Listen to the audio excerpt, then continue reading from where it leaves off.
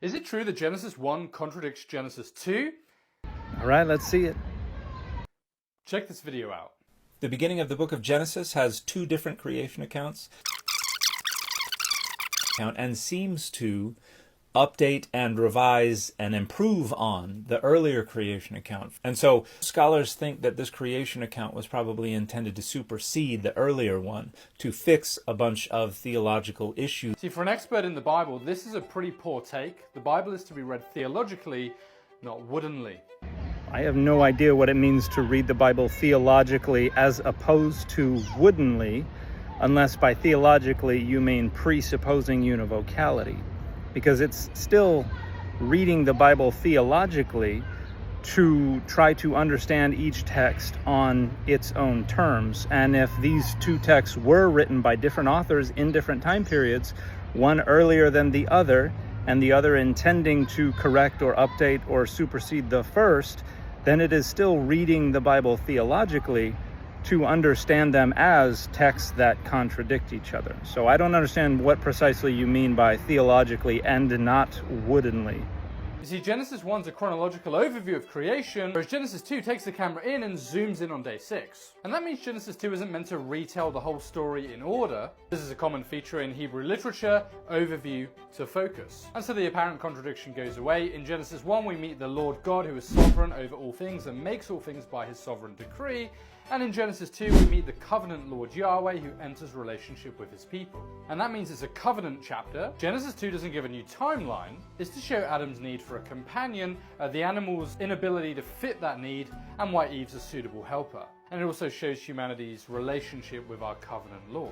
And so nice try, but Genesis 1 doesn't contradict Genesis 2. First focuses on sovereign creation, the second in intimate relationship.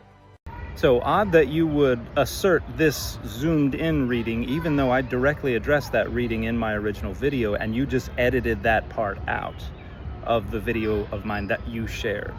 And when it comes to the other contradictions, people will generally imagine that Genesis 1 is your 30,000 foot view and then Genesis 2 is zooming in on the sixth creative period or something like that. But that does not work because it still has the order of creation wrong.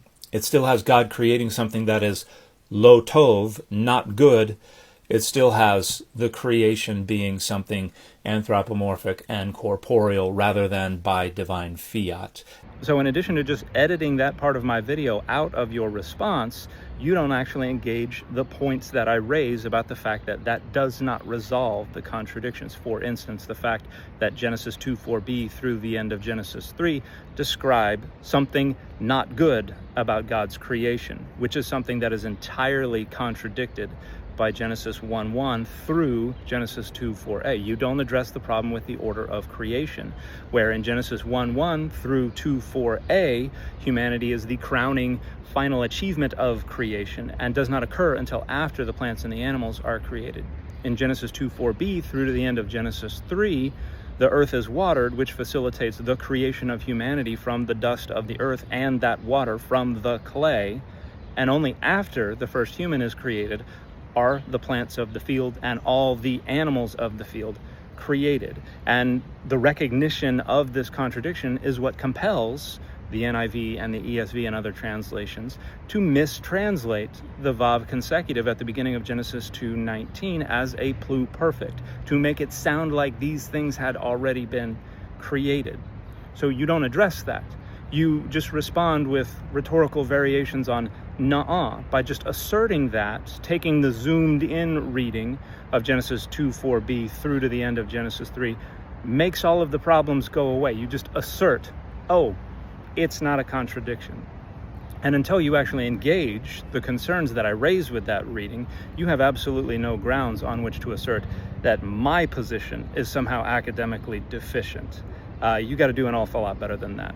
And the fit for this video is Rogue and Gambit forever.